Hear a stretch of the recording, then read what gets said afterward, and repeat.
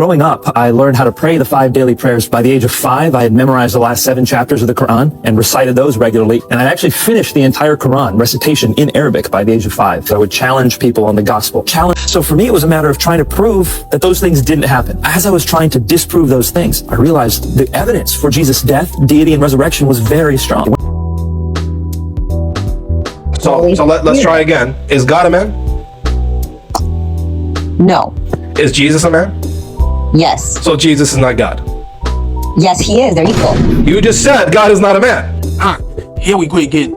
Another Muslim podcaster thinking he has dropped the mic on Christianity. I know the Quran more than anybody on this panel. But trust me, this mic is still on, and I'm about to crank the volume up to 100. Check this out, guys. Jesus was God in a human man form. So in Numbers, God says, I am not a man. So do you believe in that?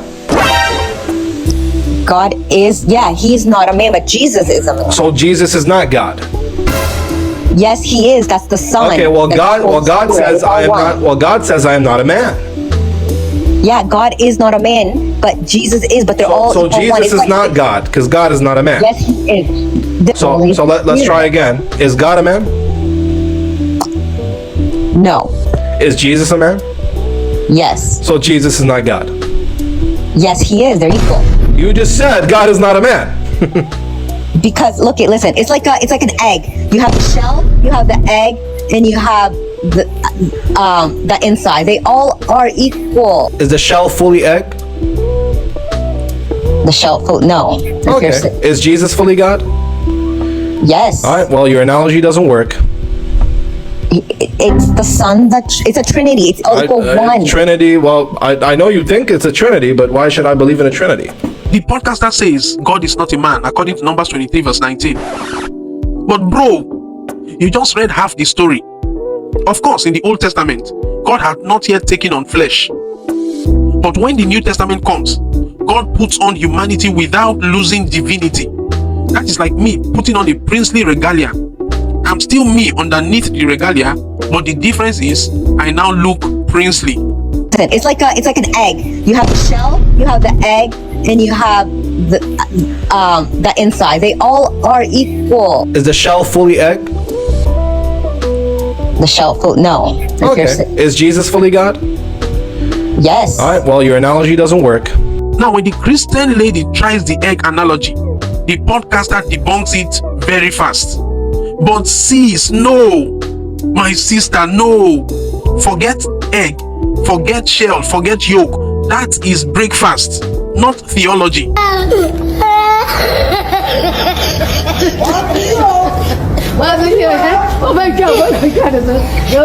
The reality is the hypostatic union. Big grammar, right? I know. But it simply means Jesus is 100% God and 100% man at the same time. Not 50-50. Not cracked omelette.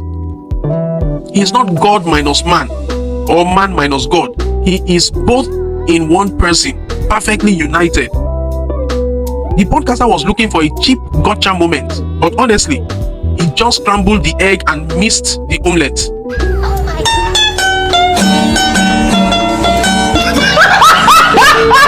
The podcaster says if Jesus is man, then he is not God. Okay, so by that logic, if I say water is liquid, then ice is not water, right? Because I mean, ice is solid, so it can't be water.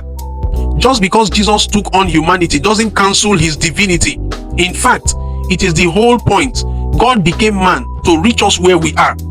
That is the beauty of Christianity. Remember, Emmanuel, God with us.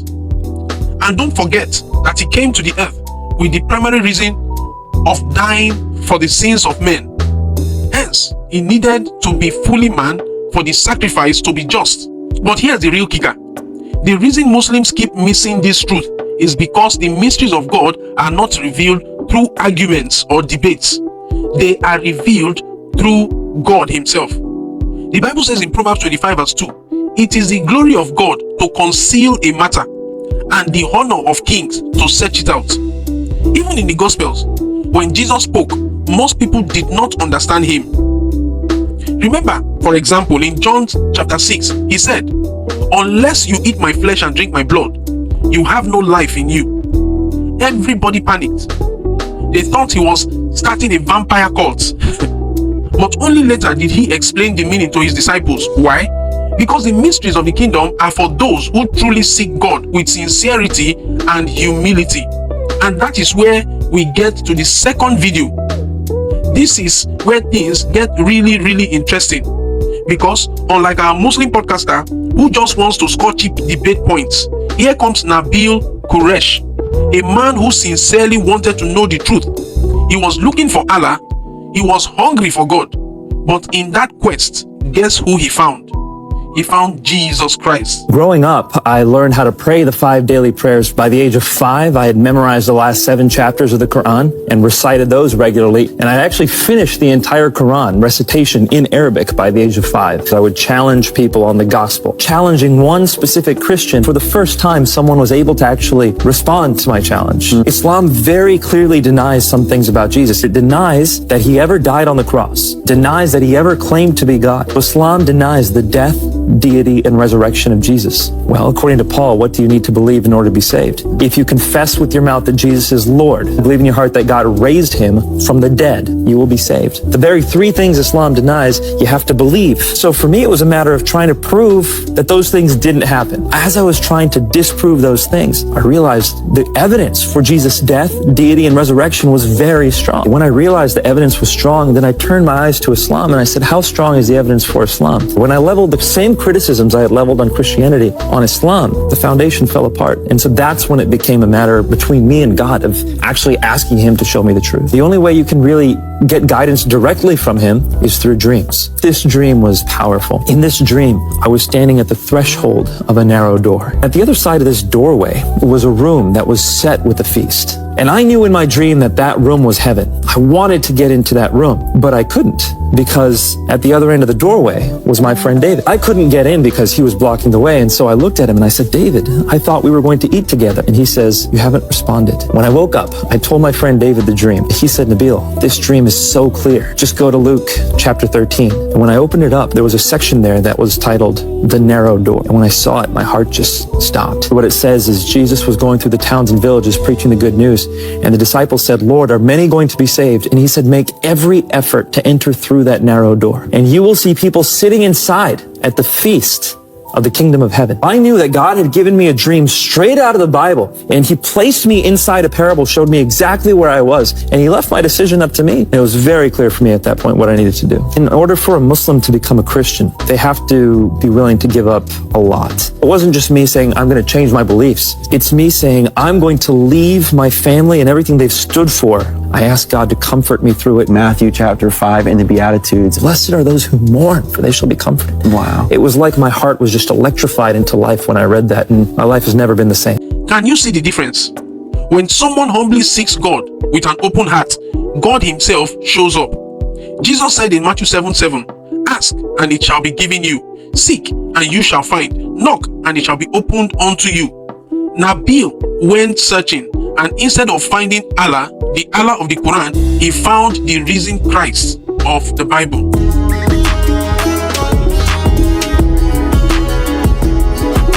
And after that, his entire life flipped downside up.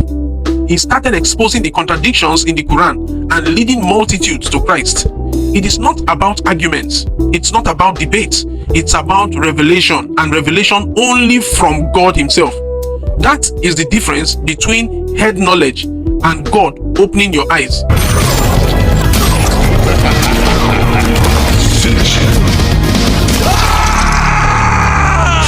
So, my Muslim friend, what you did on your podcast wasn't a mic drop. It was more like a mic slip. You can't scramble the mysteries of God with eggs or cancel them with one verse.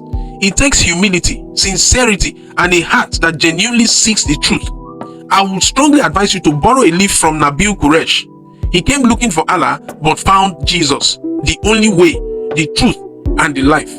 And that, my friends, is the ultimate mic drop. But hey, don't just take my word for it. What do you think?